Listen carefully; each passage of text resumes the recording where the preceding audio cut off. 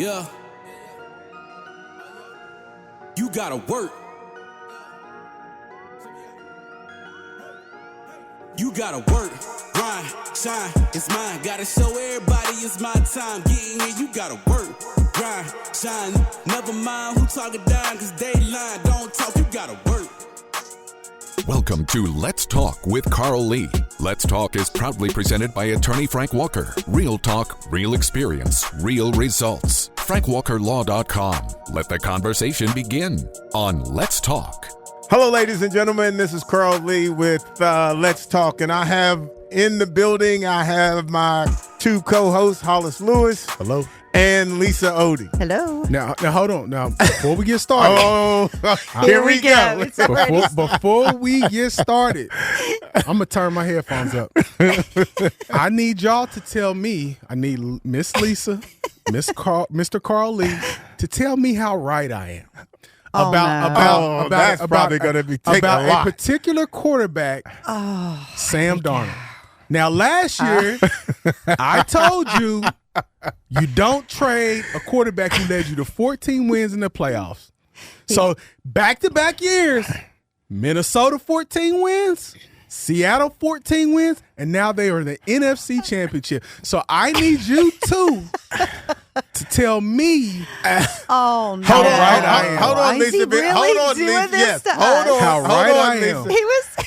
I'm the Nostradamus of this show. Is there a possibility to get somebody off the show in the middle of the show? Can he be? Don't run from adversity. You always fire me. This is fireable offense. I think that we need to fire Hollis and Don't start run the show from all the over. adversity. But no, I'm just saying, we'll talk later, but it just goes to my point, and we can go into Tomlinson, right? Tomlin. No, I wouldn't. No, we can start here. No, I'm saying it goes into Tomlin. Yeah. And what I'm saying, though, is, and again, their reports, obviously, he walked away, he resigned, which could be true, we know. Maybe wasn't. But the thing is, I'm just speaking from the fan perspective, you don't crap on somebody who is consistently getting you places. Sam Darnold got his team consistently in the playoffs the last couple of years. Tomlinson has been the model of consistency. Okay. Yeah, he has. And Super Bowl win, Super Bowl appearance, I think another AFC championship, and in the playoffs every single year. Yeah. I'm with you. Okay, but I'm gonna try to answer this in the way that I think you will say yes, you're right. Okay. Oh Okay. no! Try. Here we go. Let's see what Right. this Yeah. what path we're going down. What has happened is now the quarterback is the guy. So 14 games, and you're winning 14 games. I don't care if you win 15 games. You get me to the playoffs, and we don't win. Over those year after year after year after year, I ain't looking at the 14. What? No, I'm just saying. This is what I think. That now we're looking for somebody who's going to now get us over the hump, because you're not going to give that quarterback. You're not going to give that quarterback the whole structure of why we got to the playoffs and didn't get to the Super Bowl. We didn't win the Super Bowl. You're going to look at, he's getting us 14 wins every year. He's getting us in the playoffs every year, but we need more. No. But what I'm saying, though, is like, in going back to Right, Tomlin. wrong, or indifferent. I'm just thinking that's how that is. But going back to Tomlin, again, if you got a quarterback who's getting you consistently in the playoffs, you keep him. You don't trade him, because quarterbacks don't grow on trees. And it's the same thing for a coach. My thing with Tomlin, and again, I think, to me, the consistency actually hurt him. I think they probably need. No, hold on. But what I'm saying is, I'm going the other way. He probably needed a very bad losing season, so that way, because he could get better draft picks. Because at the point that he was going, you're at the end of the draft always. Right. You're never going to get a top guy. You're not getting a top guy.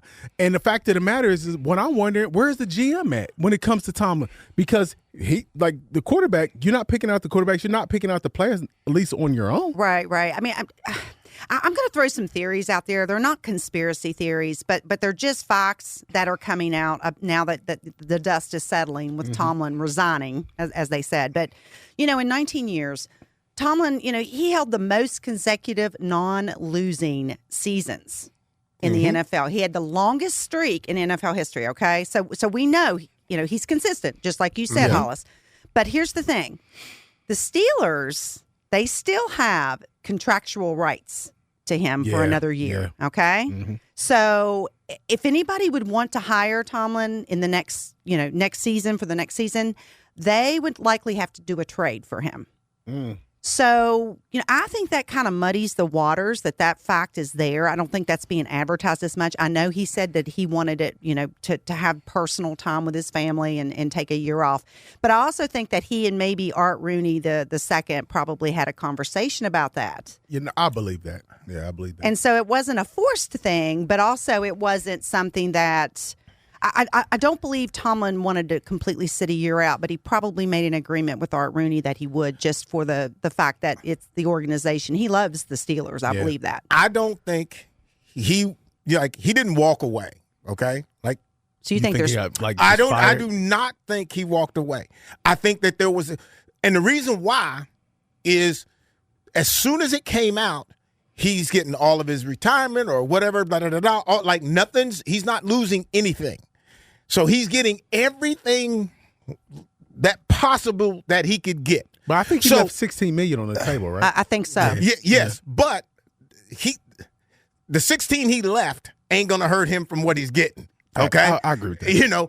And so I think what happened, I truly believe wholeheartedly, this was a sit down discussion and saying, look, we want to go another way, but we don't want to hurt you for no reason to get another job or anything like that.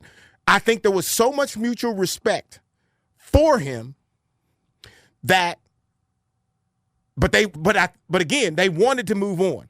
And so I agree with that. I do too. So then I do too. How do we make this move and everybody's okay? Yeah, because I think for them, it wasn't necessarily even about him. It was probably about them because they've been the model of consistency. So they only have 3 coaches since, 69? Yeah, and that's right. And then how do you that's really crazy. How would they have justified firing him and then him saying, I have the winningest record and you're in the playoffs and been in the playoffs, all these kind of things. But so I think in my mind, there had to be look, man, let's sit down, let's talk this out. Yeah. Give you another opportunity to find you another place. We don't want to put anything. We don't want to scar you up by firing you. I don't think that was. I think they may have said that, but I think it was about them. It was about them. But I told again. Y'all got to give me some praise and worship services because I told y'all what was going to happen. I said get Aaron Rodgers. I said this last year. I said he got in the year. I said if you don't make a big dent, you don't win a playoff game, you're out of there. This is what I said this last year. Yeah, you did. Because the fact of the matter is, Carl. You don't get Aaron Rodgers. I can't give him no credit. I have a bad memory. You don't get Aaron Rodgers for a long-term thing. That's okay, we're ready to win now. So to your point, I believe that conversation probably happened, and it was we got to have at least 1 or 2 playoff wins. If we don't get that, then you're gone. So I think that. So I believe that. But to that same vein, a Buffalo Bills coach. Oh fired. Yeah. We've got Sean McDermott, and that's a whole complete. Well, not really. It's not completely different because I think it is. Do you really? Yeah. Well, because you got a franchise quarterback. Well, and we'll get to that in a minute because, but I'm saying as far as the success rate, because you've got Sean McDermott was 98 and 30 records while he was there. That's you can't argue with that, right? 2-1. And the difference between he and Tomlin is, he wants to continue coaching. I mean, he's already made that clear. He's thrown his hat, in the game, and now that he's been fired after 9 seasons, the rumor is that the problem wasn't the relationship that he and Josh Allen had. They had mutual respect for each other. They I think Josh Allen saw him as a father figure. They had a personal relationship outside of the game and off the field. The problem was McDermott is defensive oriented. Yes. And he wanted to stop the bleeding as far as Josh Allen with his interceptions, turnovers, things of that nature. And, after the OC, I think it was Brian DeBall left, then there was the conflict started. I think he was the buffer. And between he and Josh Allen. And once he left, I think Sean McDermott felt more comfortable letting Josh Allen know he had a more defensive philosophy. And that kind of started the whole roller coaster of this. I mean, I think it's one of those things, and we'll probably talk about Harbaugh too. It's like if you have a franchise quarterback, a potential on the cusp Hall of Fame quarterback, he has that trajectory. Like at some point you got to win.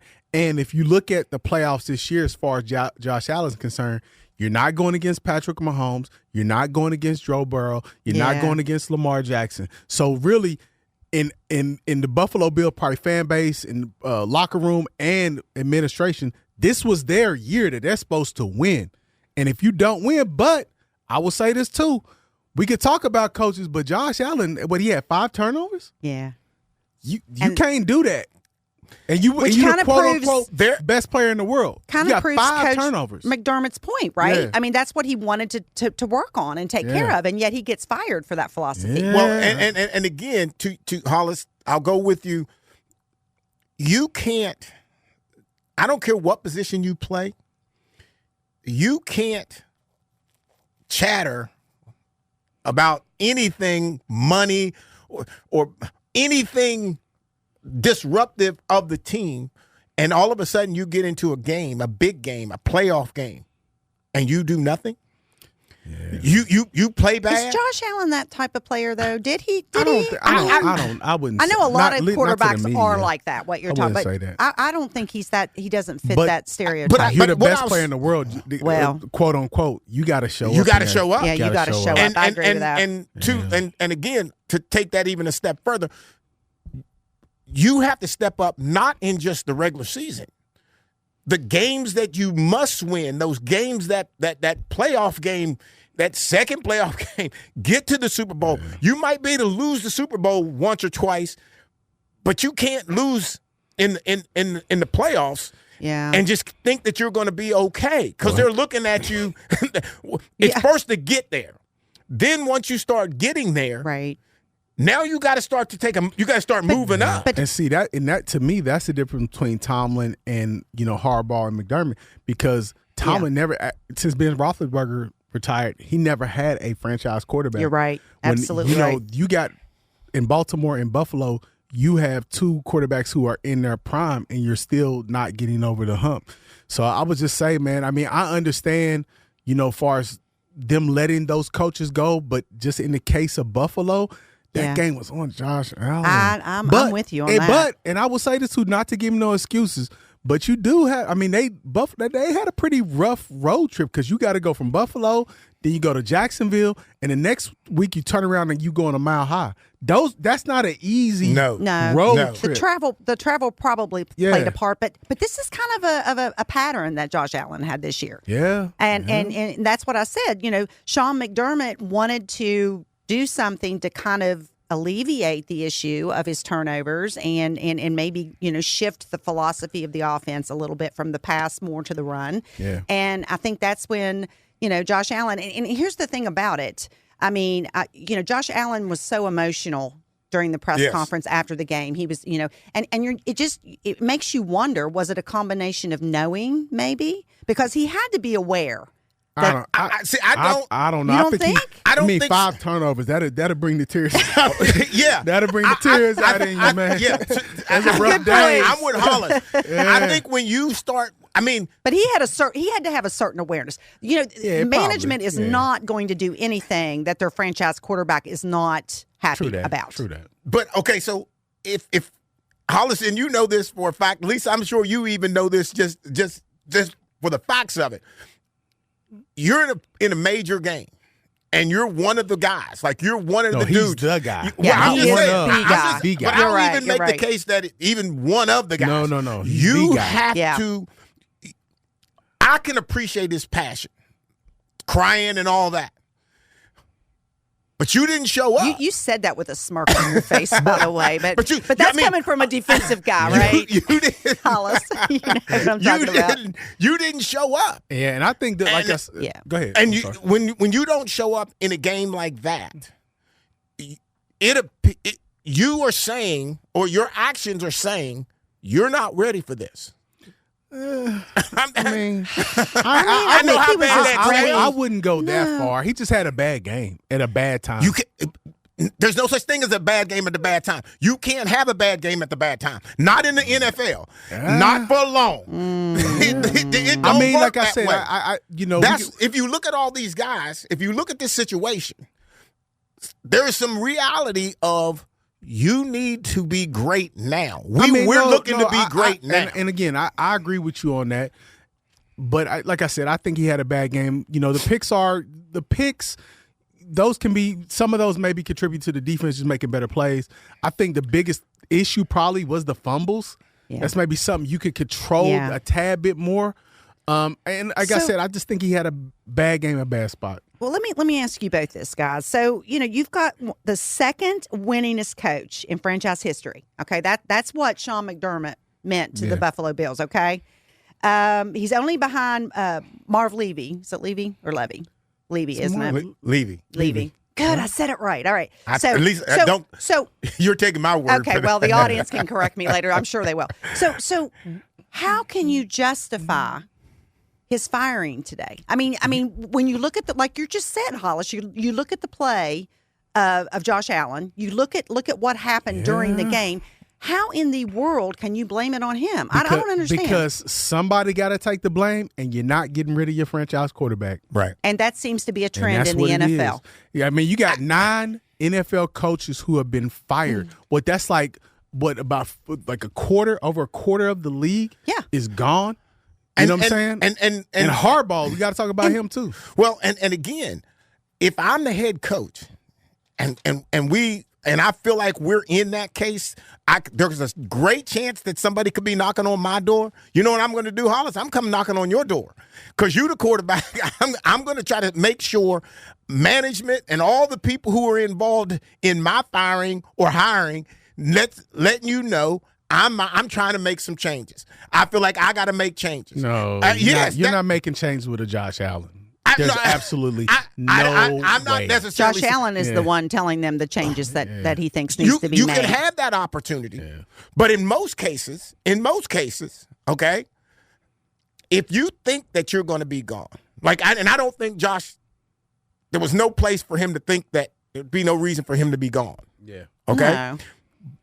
But if it's that or the coach, it's going to be the coach. And this is the message. And again, my question, I'm looking at the coach. I'm looking at being the coach. How do I save myself? If you're not. No. If you walked into management right now and said, "Well, let's consider moving Josh Allen," you're fired there. You're done. You just signed your own pick slip. Yeah, you're done. You know what I mean? It's just like Jim Harbaugh. I'm sure at some point he was frustrated with the play of Lamar Jackson or lack of, or Derrick Henry. Wow. But you're not going to go into Ozzie Newsome office or whoever the management there and say, "Oh, let's get rid of them." No, you're going to be gone. Because in their mind, they're looking at, I have a franchise quarterback here. It's on you as the coach to make this thing happen. Okay, so so I'm going to roll with you. Okay, it's 2-1. It looks like. Yeah. All right, so so let me throw this out. When is it that management is reaching out to that quarterback and letting them go? How far off the playoff path? Couple of losing seasons. When do you think that it is now literally management management? When do they blame the quarterback? When do they blame the quarterback? I would say you got to have maybe a couple losing seasons, and you got to have maybe a slight decline in skill set, or you have to be maybe a cancer to the locker room.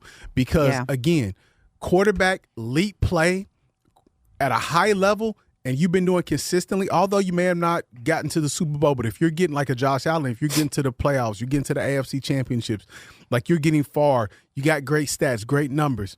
You don't trade the guy. It's just you can't let him go. You cannot move him because you're not guaranteed to have another guy. We see how many teams just can never figure out the quarterback. We see Minnesota.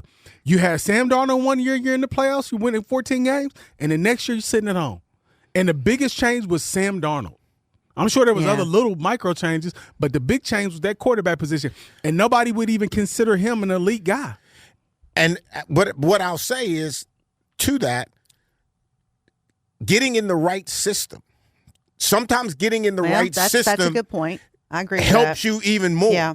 Because there's been a lot of quarterbacks. There's been a lot of running backs. There's been a lot of receivers who have not been able to do their best until you put them in a system that works really for them. But I think system now is a little bit overrated because everybody runs the same thing. No, I don't. I don't know if I agree with that. I really do. I really do. Because everybody, they're going to tailor the system to you now. The coaches aren't like what they used to be, where I'm going to run what I run. No, they're going to tailor that to you. I think some do.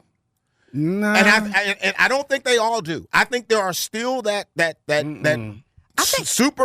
guy who is super sure that his system works everywhere. I don't and believe he takes that. it. That guy's not coaching at a high level because that thing's got to be adjusted. And I really truly think all of these things happening, and we're seeing what happens to these coaches whenever things are not favorable between themselves and the franchise quarterback. Yeah. That we're entering this era where the body of work that you produce as a coach during the season doesn't matter. All that matters is January. Yes, that is a great January. Point. And so, but I would say that depends on the franchise too. Well, to a degree, but overall, don't you think overall though this is what we're seeing? I think to your degree, to your point, your own success can hurt you.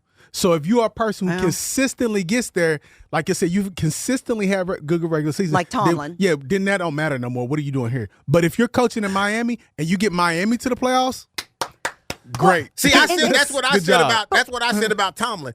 After a while, his being good or great even wasn't enough. We want more. We want a Super Bowl. And it depends on the fan base being spoiled, is what I think it is. You're right. I mean, there are teams out there that would, just absolutely go crazy if their team made the playoffs. Their coach would be, signing a huge contract. While other ones like the Steelers, who consistently go to the playoffs and consistently lose the wild card game or the following, the game to get into the championship. They're not happy with that anymore. I mean, it's levels of expectation from the fans. I don't know this, and I probably should have looked it up. But any of these quarterbacks, because if I'm a quarterback in today's game in NFL, the one thing that I'm going after is a guaranteed contract. Yeah. Before, so I'm curious. Do you think any of these – I would have to assume these guys have guaranteed contracts. And so in all reality, money is not the issue because they're still going to get it unless they go somewhere else. Am I right? I mean, money. I mean, I think after a while, all these guys make millions. Yeah, it's kind of like the case with Tomlin. Like I said, they still have contractual rights. The Steelers do. So I don't think money would be like the issue in this situation. Well, no, but my reasoning for it, because if I'm guaranteed it, are you really thinking about letting me go? Especially if it's a big deal, it might be a big deal. I think money. Because some of these dudes are big deal. I mean, I think money's a factor, but they're not letting these guys go. You're not letting Josh Allen go. You're not letting Lamar Jackson go. You're not doing that. You're letting the coach go, and they just showed us that they did it. So Harbaugh's gone, Tomlin gone, Buffalo, he's gone. You're not letting your franchise quarterback go because what they're seeing now is that you may not get another shot if you let him go. Because I think, like I said, a team like Minnesota, you're going to be hurting for a couple years if McCarthy can really get it going. You don't let franchise quarterback go. So that's not even in the discussion at this point. Not in their prime. I'm not even. But are we putting that title on them? Yes. Too soon? No, you're MVPs. These are MVPs. Josh Allen, we can't really pin Patrick Mahomes because he's surpassed them. Yeah. But Joe Burrow, Lamar Jackson, you're not letting these guys go. And if you do, you better have a plan. Coaches are replaceable. Yeah, I mean, that's the way they look at it. There's so plan. many out there, and like I said, what they do consistently doesn't really matter. They look at the coach and they blame the coach for quarterback performance. 100%. Let's Talk with Carl Lee is presented by attorney Frank Walker. Real talk, real experience, real results. FrankWalkerLaw.com. comment on episodes, or suggest topics at our Facebook page. Search for Let's Talk with Carl Lee, and remember to like the page to become part of the conversation.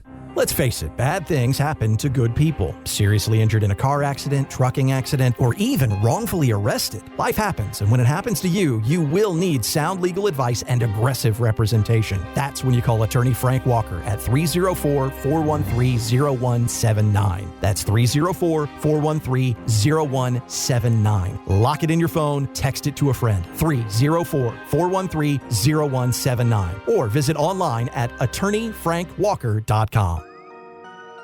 Yeah. You gotta work. You gotta work, grind, shine, it's mine. Gotta show everybody it's my time. Getting here, you gotta work, grind, shine. Never mind who talking down, cause they lying. Don't talk, you gotta work. Welcome to Let's Talk with Carl Lee. Let's Talk is proudly presented by attorney Frank Walker. Real talk, real experience, real results. FrankWalkerLaw.com. Let the conversation begin on Let's Talk.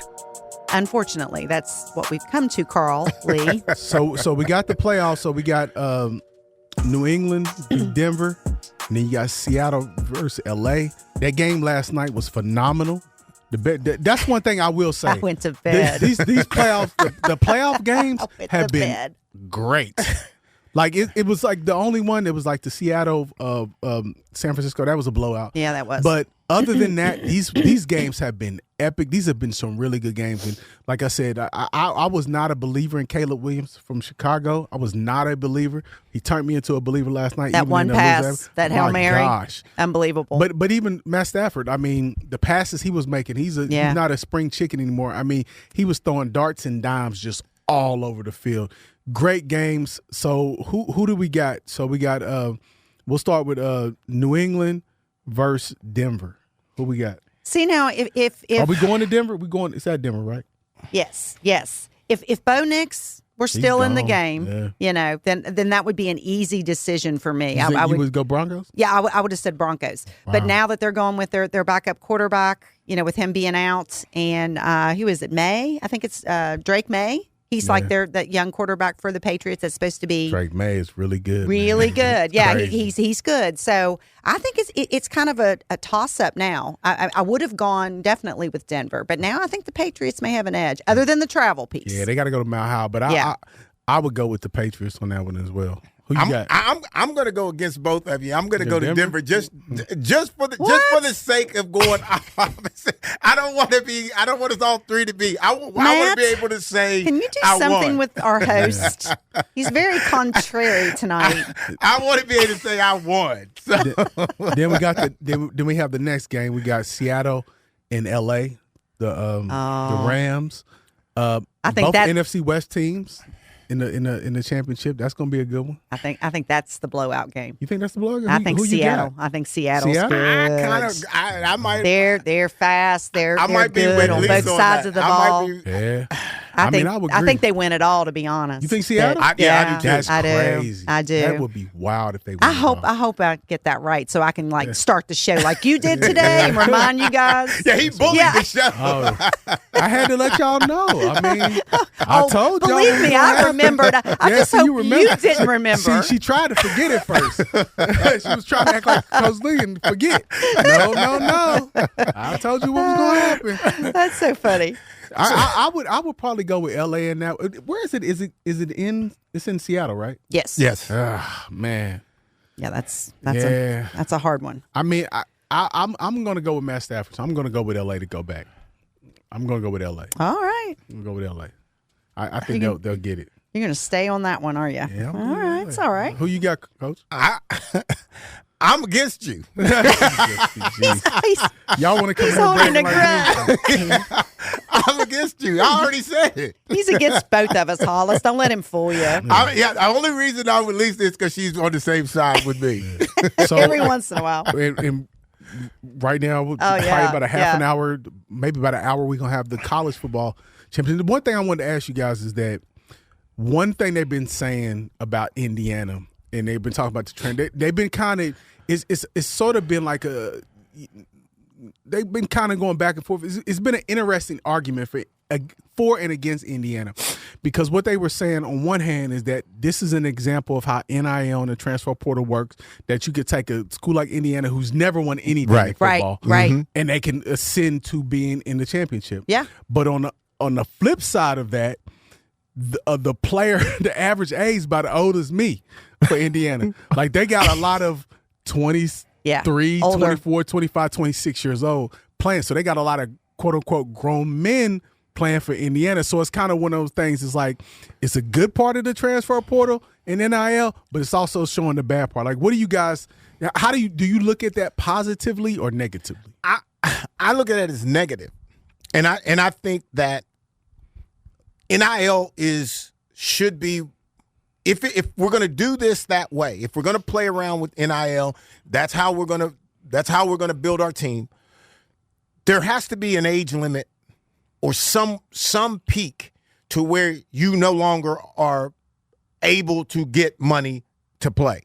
So for these red shirts so and playing, let me understand if I'm understanding you right. You're saying that you can still play if you're a certain age, but you can't get money for it? No, you can't. To me, like there should be an age limit to exit football? you out of college football. See, I'm going to go against you on this because I feel like it's a positive, just because of the fact teams like Indiana can take advantage of that. You know, you're going to have your younger players that can get the money at Alabama and Georgia and those SEC teams that are traditionally your powerhouses. The younger kids are drawn to those schools. The older students that have been out there, done adults. that. Let's just say older adults. Older adults, but they're all adults technically. But to me, they're kids because, look, you know. But anyway, I think, you know, for these schools like Indiana, these schools that aren't your typical football schools, for them to be successful and reach a stage like this, we need that type of system. So, you know, for the teams that aren't traditionally in the talk for the college football playoff or the championship game, this is something that they need. I agree with you. Like, I would say it's a positive. The only thing I don't like is, you know, I don't want to see a kid like you transfer. It's like, this is like your fifth school. That's the thing. I think it just takes away from. That though, like this is like eighth. What school. if I'm 25 and I've been to 3 schools and I'm 25 and I'm starting at quarterback, like, and you know, and there's a kid 18 that's starting on the other side of the ball. Come on, why aren't you in the league? I mean, to that point, Beck, the quarterback from Miami. He tell him, they was asking him, like, did you go to class? Woo, woo, woo. And he's like, man, I graduated 2 years ago. Did he really? Yeah, he said I graduated 2 years ago. So he's been in college for a long time. See what I'm saying? There's nothing about that. There can't be anything about that that's okay. Yeah. I mean, we can say it's okay because, again, a school like Indiana wouldn't have been there. Even Miami. But they're back because of this. I mean, I think for these schools, like I said, that aren't typically in the conversation for this game, look who's playing tonight. Okay, so where's the SEC? So are we so interested in allowing everybody to get into the opportunity, you know what? And at any cost. I would say any yes, cost because what? Yes, because any cost. But here's the 25-year-old player playing college football. But here's the thing, though. Prior to this, what did we have? We had the same 10 schools always make it. Alabama, LSU, Auburn, USC, Texas, Notre Dame, Florida State, Miami. Them was every single year they're in the play. So now because again, like I said, I love Coach Saban and all them, but I think a lot of them coaches, including Coach Saban, got out of coaching because he knew he can't stack talent no more. So you can't have the second best running back in the entire country. He don't even start for you. Like, he's on your bench. He's running down, tackling the kickoff. You can't have them because that kid's going somewhere else now. So I like it because now it's a fair, even playing field. I'm fine with that. My only argument is age. So you want to age? Okay, what would be the appropriate age for you? Whatever the natural grade or age that you should graduate in college. But there isn't one, is there? So that would be like 22, you 23. got 4 years. Yeah, you got 4 years in college as an athlete. So 22, 23. Yes. Okay. Yes, you're done. Yeah. And if you don't go to the league, You don't go to the league. But these guys are getting second chances, and when and that's the positive part of it. You don't get no second chance. But I want a second chance in the league. Can I go back and play? No. But the thing is, to your point, Somebody call for Carl. I'll take this call. You can cut me. Just call me. But to your point, kind of looking at it from your perspective, you do have dude 26 playing college football. Do you really though? Or you guys? No. Some who's are. 26? There's a couple of I think dudes you out guys there. are exaggerating. I think Carson Beck is about 20. He's 24, 25. We're seeing it. I don't know if I'm not sure we talked about it last week, but we're seeing the college basketball guys. They've signed professional contracts to play overseas. Them guys is gone there 30 and they're coming back to play. Yeah, and so, that's and at that age, man, you got so much more. Just you're way stronger. You filled out your body. You got so much knowledge that you shouldn't be stopped. And to that, so it's not fair. Is that what you're saying? No, the physicality. Somebody call Coach Gibson for Carl. He wants another year of eligibility. The physicality of age that you're able to want to hit a guy, can hit a guy, is different than when you're younger. Because I tell you what, Indiana be out there hitting. They're good. I was watching them during the playoffs, and I was, and I had to watch consecutive games. And I didn't, I watched them a little bit during the regular season, but I watched every playoff game they play, and they be out there laying wood. It's really, you can tell the physicality, because I'm looking at them playing Ohio State, and I could not believe that they just out-muscled Ohio State. They was out there hit. So let me ask you guys this question. So obviously Miami's playing at home. That's just the way the cards fell. Mm-hmm. They get a home game for them. Do you think that's going to play a role in it? As far as the fans, I think so. Somebody said today, I think it was on Pat McAfee, something about they didn't think Indiana traveled well. Well, he started naming all these famous alumni that you would have been surprised at the list. Like Mark Cuban attended University of Indiana. He felt like that there's going to be more of a turnout than people think. I think in the past, Miami staying in Miami for the championship game would have been a problem. But now, because you got grown men, ain't nobody getting in trouble. Right. Ain't nobody. Everybody in class. That's true. We ain't heard no controversy. No. Right. No. This player got arrested. We don't really hear that. We don't hear that. Those things don't happen as much anymore. Right. I agree. So I think it's to your point, Lisa. It's a toss. It's a toss up. Toss up. You know what I'm saying? Because, again, you got grown men on both sides, so they're not really – they've been here before. They've been there, done that. Carl, you disagree, no, right? No, you agree with that? Okay. I'll say this. I think Miami playing at home and the history – that's what we're watching. Yeah, and the history of that franchise and championships – is huge. And former players who played in the league, right, that were great players there, they're showing up. And all of them. Oh, yeah. They're going to show up. Many. Yeah. And to me, I'm not saying that's guaranteeing them a reason to win. But do that add pressure, though? But I think for the players, I think do add pressure. And the coach, I mean, make it even worse on the coach. Yeah. That's true, too. That's true. But I just don't know if you can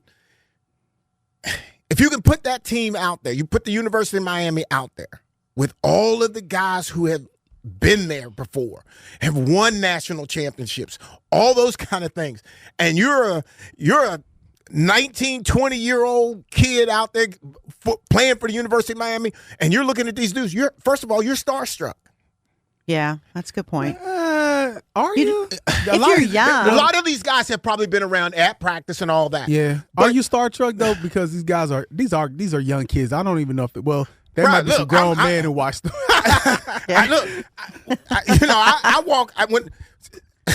There's guys you see in the league when you first get there, and bro, you're starstruck. Yeah. Bro, you looking at Lawrence Taylor. Bro, you ain't sitting down on the bench. You watching him play because you like, I got to see him.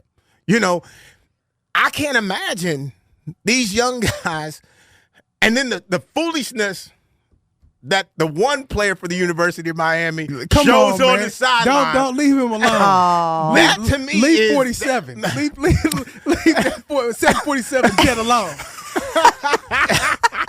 that is, to me, if I'm the head coach, he ain't on my sideline. Did you? You gotta be. Oh, yes, No, you he ain't gotta be. He gotta be. Coach Then, gotta have culture. Then cheer. No, cheer. Don't act the fool. You gotta act the fool. That's Why? what it No, you is. don't. I don't want you acting the fool on my sideline. Let me ask you this. Did y'all hear the story about, because he came up with the U. Yeah. Oh, he did? That was he was Michael. Are we talking about Michael Irvin? Michael Irvin. Okay, that's what I thought. He, from what they say, and again, I'm just going off what they say. He said he came up, it was a commercial. He was doing something, and he came up with the U. Right. Okay. Okay. Did No, y'all I know the didn't. story No. of why he said the U instead of saying?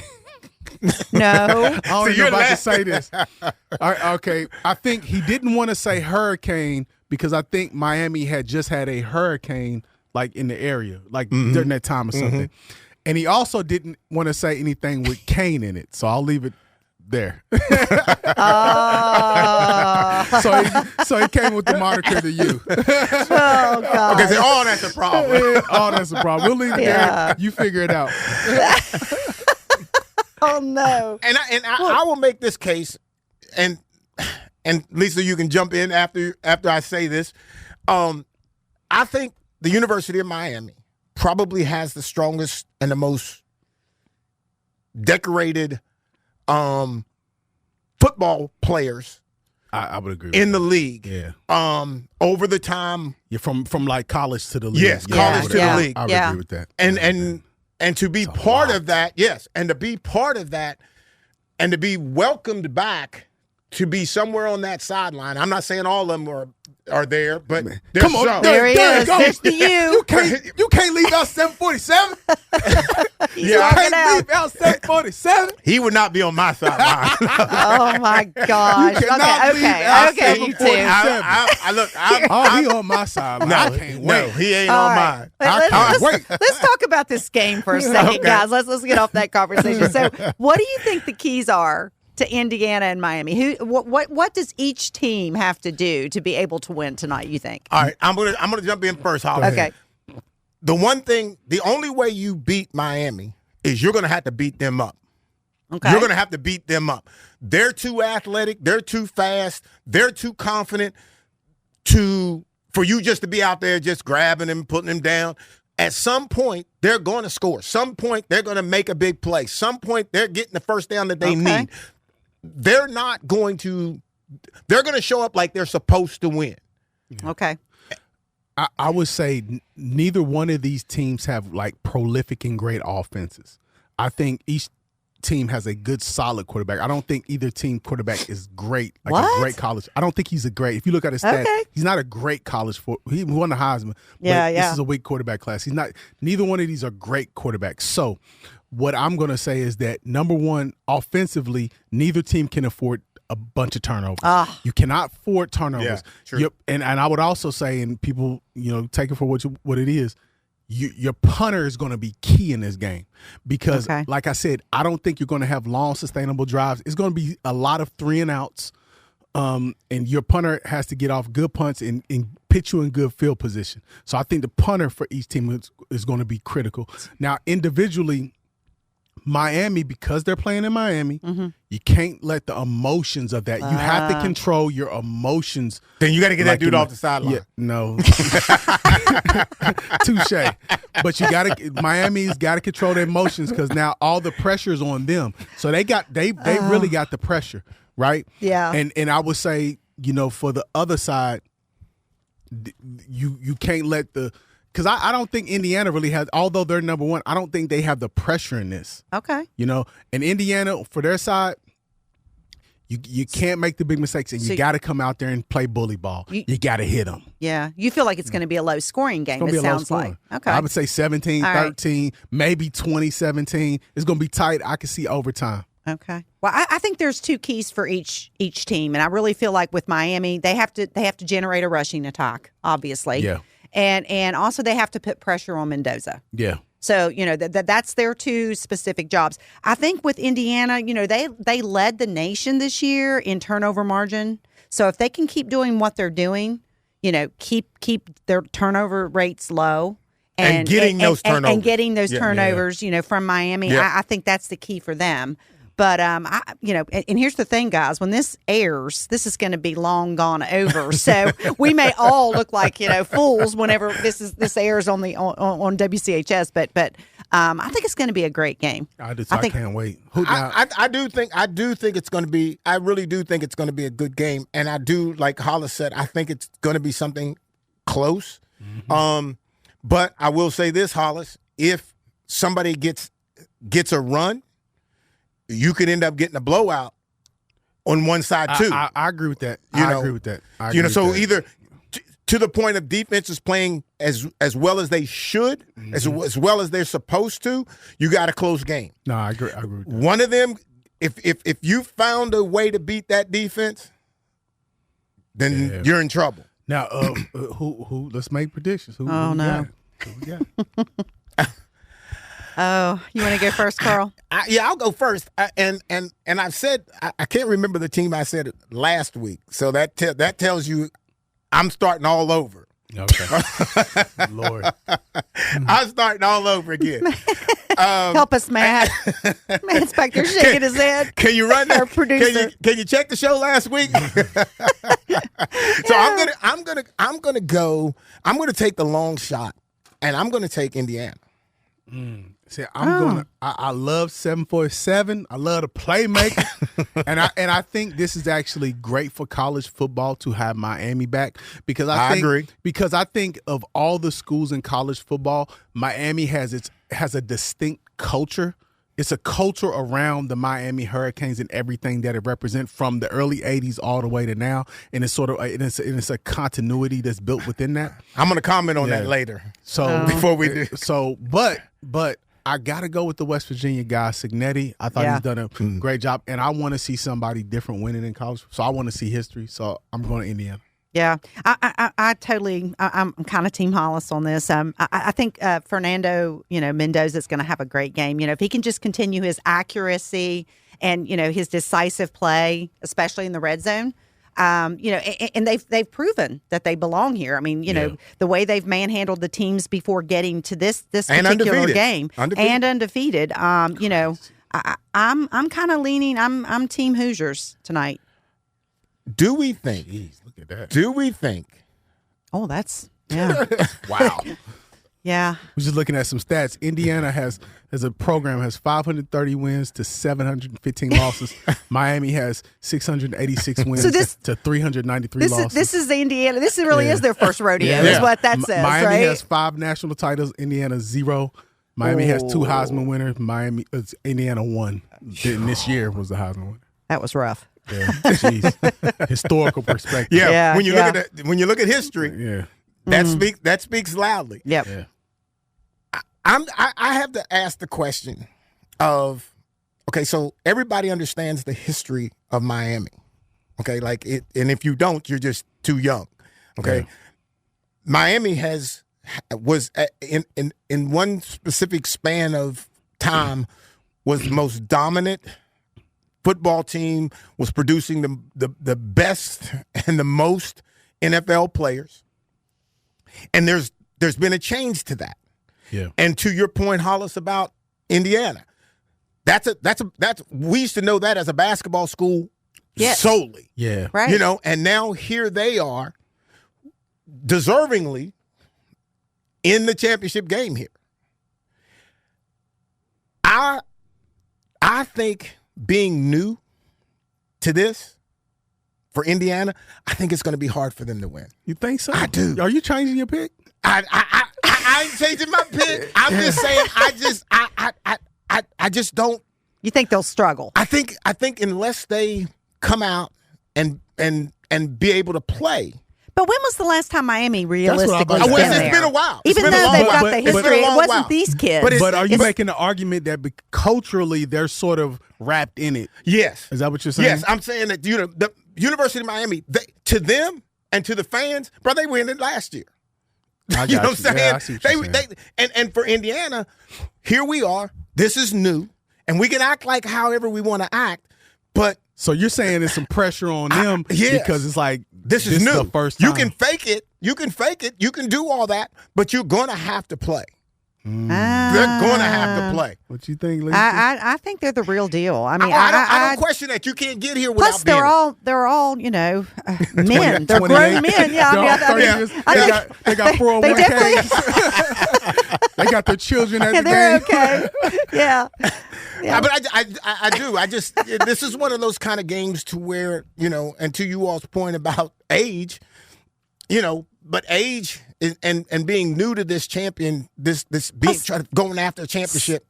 Signetti's good. I mean, I'm telling you what, he's an awesome coach. Yeah. I mean, I think that's what's gotten this team together. They really didn't have a lot of 5-star recruits. It's what he did with what he had, and with the transfer portal. Yeah. What's crazy is he brought a lot of James Madison guys over here. Yep, he sure did. Wow. And that's interesting too, Hollis, because the reality of that, man, shows players can play at multiple levels. You just have to be on the field with those kind of other players, and you just fit in. To me, it just shows. Like, to me, I love it because it shows that, like, if they, and again, I'm not gonna comment on the NCAA. You know what I think about them, but if it was really done correctly, we can have those kids who can start. Kids now would understand that you can start at a D2, 1AA, whatever, and you can make it up. Yes. Like, you don't have to go to none of these schools starting out. You can really play your way up. You're both contradicting yourselves because you both are talking about the transfers and there's too many, but yet you're saying they can start at a lower level and work their way up, which requires transferring. Yeah, I mean. Multiple times probably, especially if you're starting like at State or at Fairmont. If you want to, probably a lot of these guys that are playing for Indiana may have started at that level and worked their way up. And that's why they're old. I mean, we've seen a quarterback for Mississippi State. I mean, Ole Miss. Yeah. Excuse me, from Ole Miss. He started at a D2 Fair State in Michigan. So I'm for it. I mean, if you got the opportunity to go now, again, I would say that there probably needs to be some sort of limit or some sort of cash buyout. Like, so if I'm at Fair State and my quarterback's my championship quarterback, and now I'm got to lose my quarterback to you, whatever you paying him, I need some of that too to go back into the program. So I think there has to be some of that, and there has to be some tampering clauses around this too. You can't be recruiting it when you lose the game and now you're getting recruited by the other coach. Well, good point. Good point. All right. Well, we've gone over a little bit, but we've been fighting all night, so that's all good. So it's all good. All right, ladies and gentlemen, I hope you enjoyed the show, and we'll be back again next week.